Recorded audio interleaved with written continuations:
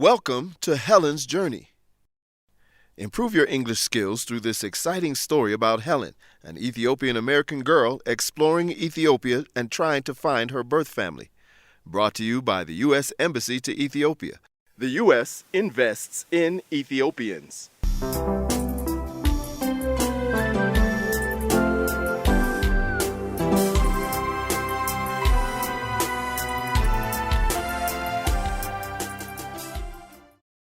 Episode 21, Going to America. Welcome back, friends.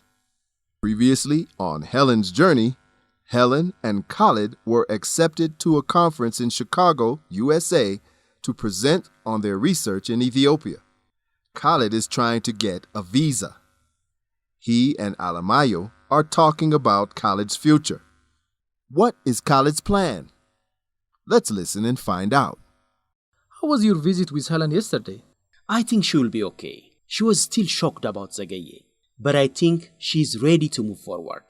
That's good. She was really upset when I told her in Makale. She could barely complete the fieldwork interviews. I'm glad she's feeling better. Now she's single. Are you going to tell her how you feel about her? No, I don't think so. We are still co-workers, and I don't think she is interested in me in that way. You never know if you don't tell her. Why do you care so much? Usually you are like a robot that's only focused on work and school. Why is my love life so interesting for you? Do you like Helen? No, of course not. I like her as a sister. I just think you and Helen would be good for each other. Do you still have feelings for her? Or have things changed? Of course I still have feelings for her. It was so hard to see her heart broken over Zagaye. Hard because she was in pain. And hard because she obviously cared about him a lot. Yeah, but now she knows what a terrible person he is. She will recover from her heartbreak quickly. Maybe. And what if she goes back to America and you never tell her how you feel? I don't know. Maybe I'll go to America. Come on, you're not still thinking about disappearing in America, are you? Well, if I get the visa for the conference, that's a once-in-a-lifetime opportunity. I have a cousin in Minnesota. It's a state in the north. I can live with him. He can help me get a job, and I can send money to my family. They need help to take care of the farm. My sisters need financial support to go to university. But you'll be undocumented. What happens if you get caught? Lots of immigrants there are undocumented. I just have to avoid getting in trouble and nobody will know. The worst that can happen is they will deport me. Are you sure? I think some people are in detention centers waiting to be deported. What if you get arrested and go to a detention center? Who will be able to help you? My cousin is there. He will help me. I won't get arrested. You won't be able to find a professional job. You're going to be a cleaner. I can make more money as a cleaner in the US than as a professor here. Is that true? That sounds crazy. My cousin makes $12 an hour working in a bakery. And he's happy? Does he have an education? He studies civil engineering here in Ethiopia, but his degree isn't recognized there. He's going to school at night to get a degree there. Then he will become an engineer in America. And you'll go to a night school? I don't know. I don't know what I will do there. Please, don't do this. Please come back to Ethiopia. Ethiopia needs educated and honest people like you. Ethiopia will be fine. There are 100 million people here. Nobody but you'll miss me. I already live far from my family. And America has over 350 million people. They don't need you. You know, what you are doing is visa fraud. That's why it's difficult for Ethiopian people to get visas to America. Because people like you say you're going for a conference and will come back to America. And then you don't. It's very dishonorable. Yeah, but what choice do I have? I'm not proud of it, but I can't change the system. I need to do what's right for my family. I think you should talk to Helen about it. She can give you some good advice. I don't think you have thought about this completely. I have thought about it. You just don't like my decision. It's a fantasy that things are better there than here. You don't know that. You haven't been there. I can't believe you. This is your country. You should stay and fight to make it better. I leave that to you. I only care about helping my family keep the farm and helping my sisters go to school. Can't you see that we are different? That we have different goals? I thought you were better than this. Wow! Khalid might disappear in the U.S. if he gets his visa. Alamayo doesn't support his decision. What about Helen? What's her future plan?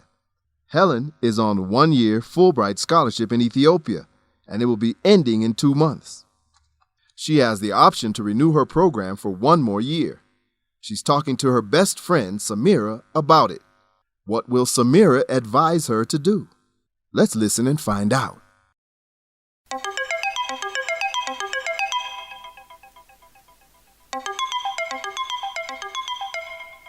Hey! Hi there.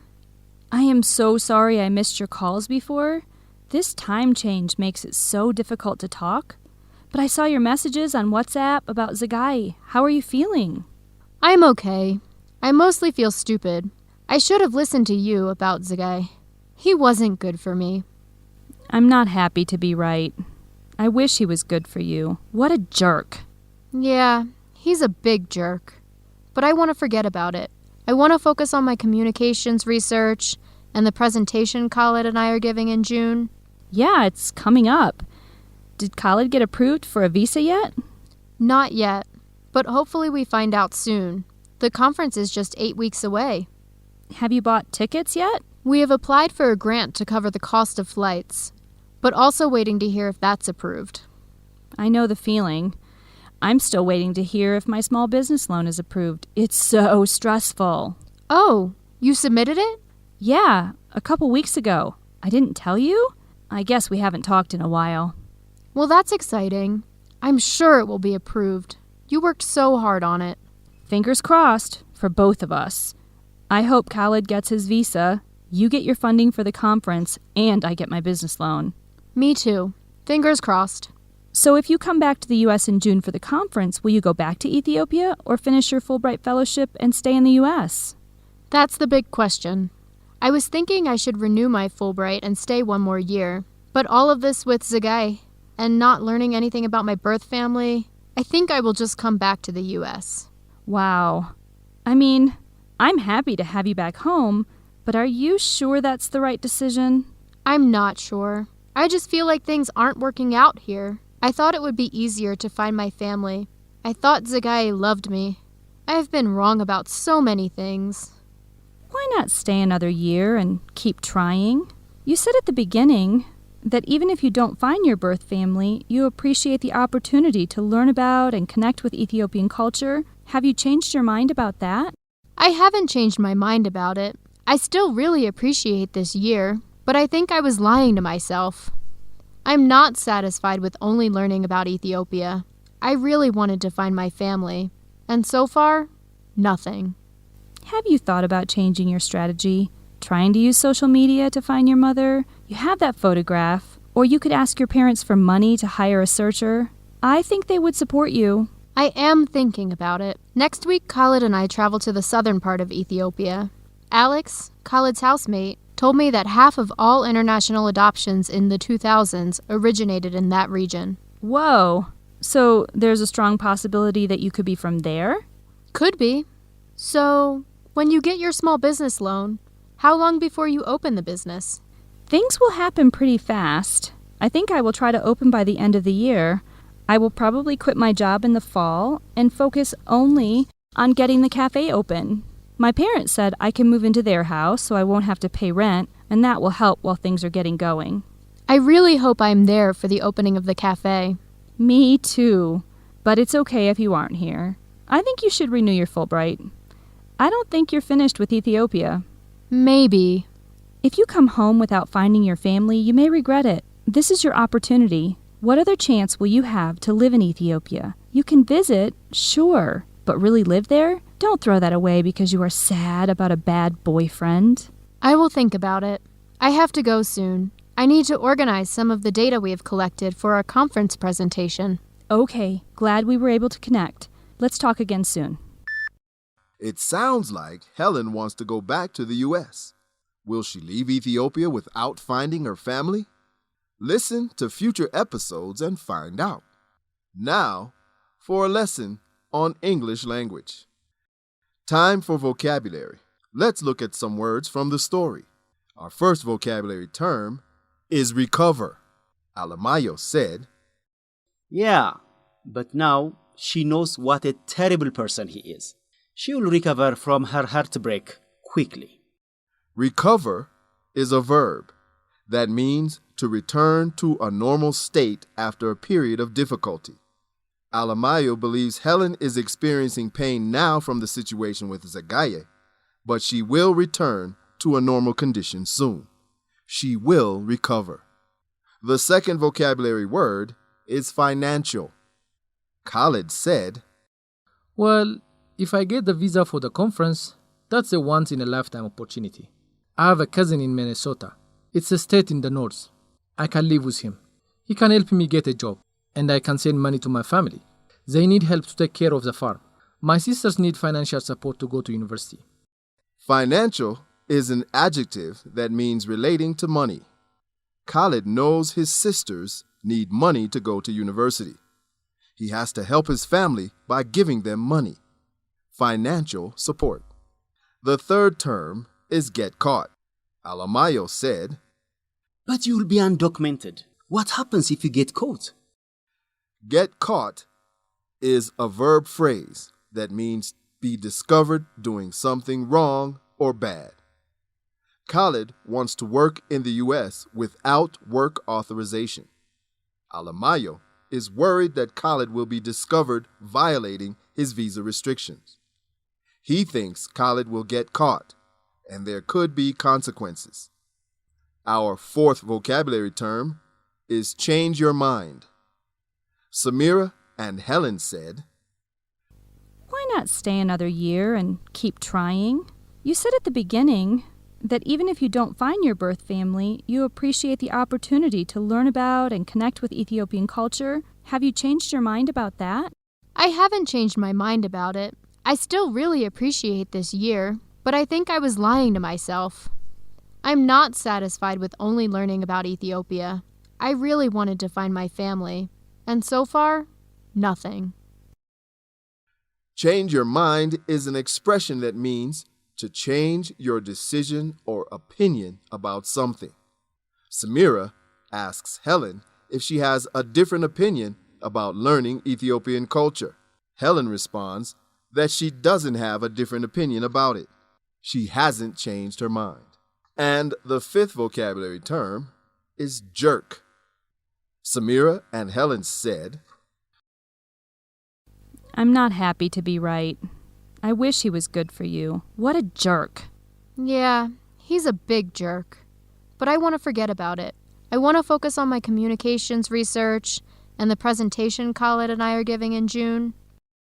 jerk is an informal noun that is used to call someone bad. It means a person who is not well liked or who treats other people badly. Zagaye treated Helen badly, so Samira called him a jerk. Helen agreed that he is a jerk. Time for expressing yourself in English. Pleading. Pleading means the action of making an emotional or earnest appeal to someone. Let's listen to an example from the episode. Please, don't do this. Please come back to Ethiopia. Ethiopia needs educated and honest people like you. Alamayo is pleading with Khalid to return to Ethiopia after his conference. He pleads by using the word please and speaking with emotion. Time for grammar. Similes with like. A simile is a figure of speech that makes a comparison, showing similarities between two different things. In English, similes are often made with the preposition like. One thing or person is like another thing or person. That means they are similar. Let's listen to an example. Why do you care so much? Usually you are like a robot that's only focused on work and school. Why is my love life so interesting for you? Do you like Helen? Khalid is comparing Alamayo to a robot when he says, "You are like a robot." Be careful. Like is also a verb That means you enjoy something. This sentence doesn't mean that Alamayo enjoys robots. It means he is similar to a robot. Next time you want to compare two things you think are similar, use like. Time for facts on American culture and education. Minimum wage in the United States. Khalid tells Alamayo that his cousin earns $12 per hour working in a bakery. In the U.S., there is a federal minimum wage. In 2019, it was $7.25 per hour. That means across the whole country, every worker must earn $7.25 or higher per hour. That's the minimum hourly wage that can be earned. Many states and cities set their own minimum wage, and it must be higher than the federal level. In Minnesota, where Khalid wants to live, the minimum wage was $9.86 per hour in 2019. The minimum wage where Samira lives, in Philadelphia, was $13.25 per hour in 2019. Samira will have to pay her employees at the coffee shop that wage. The cost of living is different in different cities and states in the U.S. Some places have more expensive housing and food costs. Some have more affordable housing and food costs. Khalid should consider local wages and local costs of living when he... Thank you for listening to Helen's Journey. We will see you next time.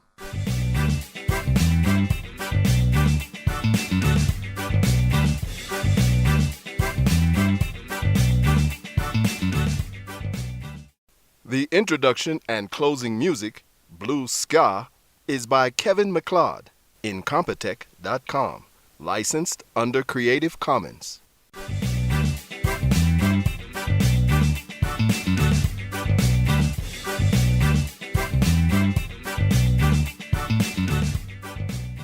Executive Producer, Hailu Kabada. Directors, Abdullah Birru, Antana Brahani. Sound and Editing, Tamrat Alamu. Narrator, Timothy Green. Casts, Theodros Tasama as Alamayo. Zarihum Brahanu as Khalid. Adana Gitacho as Zagaya.